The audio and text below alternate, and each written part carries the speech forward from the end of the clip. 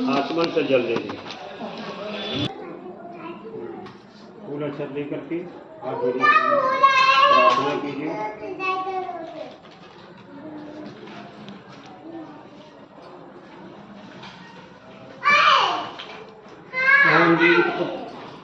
महाभागे जीवंतो मुक्तका आयुर्वर्धनतम पुत्राणाम प्रत्यश्चैवं सर्वदा नमस्ते इंद्र श्रद्धालु राजन जीवितवाहन पतिपुत्र जनोत्कर्ष वर्ग जनेश्वर नमस्कृत्यम राजनी प्रार्थना प्रयास छोड़ करके भैया नमस्कार कीजिए, गोड़ लागिए।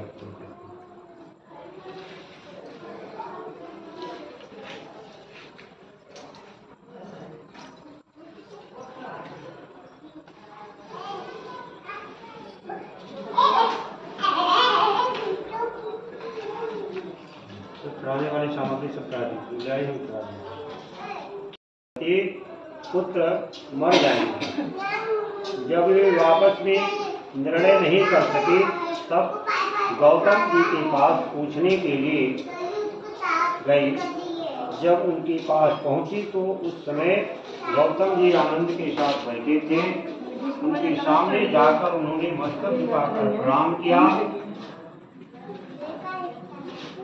तदंतर स्त्रियों ने पूछा कि हे प्रभु, इस कलयुग में लोगों के पुत्र किस तरह जीवित रहेंगे? इसके लिए कोई हथियार तब हो तो कृपा करके बताइए। नाना से बोलो। करके गौतम जी बोले, आपस में मैं यही बात आपसे मैं वही बात कृपा करके बताएंगे कहूँगा जो मैंने पहले से सुन रखा है। गौतम जी ने कहा, जब महाभारत युद्ध का अंत हो गया और द्रोण पुत्र अश्वत्थामा के द्वारा अपने बेटों को मरा देखकर सब पांडव बड़े दुखी हुए, तो पुत्र के शोक से व्याकुल होकर के द्रौपदी अपनी सखियों के साथ ब्राह्मण श्रेष्ठ धौम्य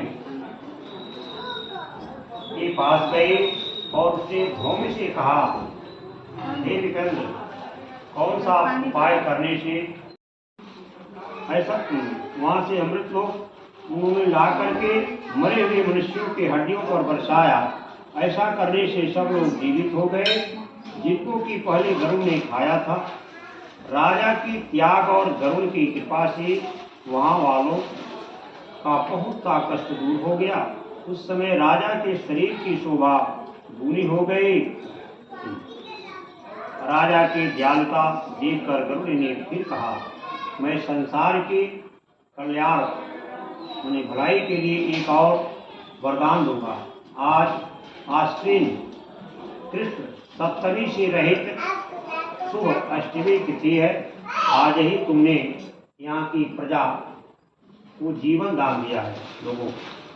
हे वत्स पुत्र, अब से यह दिन ब्रह्म भाव हो गया है, जो मूर्ति भेद से विविध नामों से विख्यात है।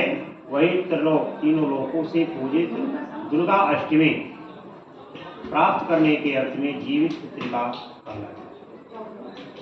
तो इस तिथि को जो स्त्रियां उस जीवित पुत्रिका की ओर उसकी आकृति बना करके तुम्हारी पूजा करेगी तो दिनों दिन उसका सौभाग्य बढ़ेगा और वंश की भी होती रहेगी।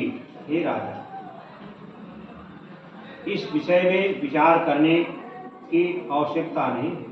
हे राजन, सप्तमी से रहित और उदया तिथि की अष्टमी को व्रत करें, यानी सप्तमी विरुद्ध हो। अष्टमी जिस दिन हो उस दिन व्रत न कर शुद्ध अष्टमी व्रत करें और नवमी में पारणा करें। यदि इस पर ध्यान न दिया जाए तो फल नष्ट हो जाएगा, सौभाग्य तो अस्थायी नष्ट हो जाएगा।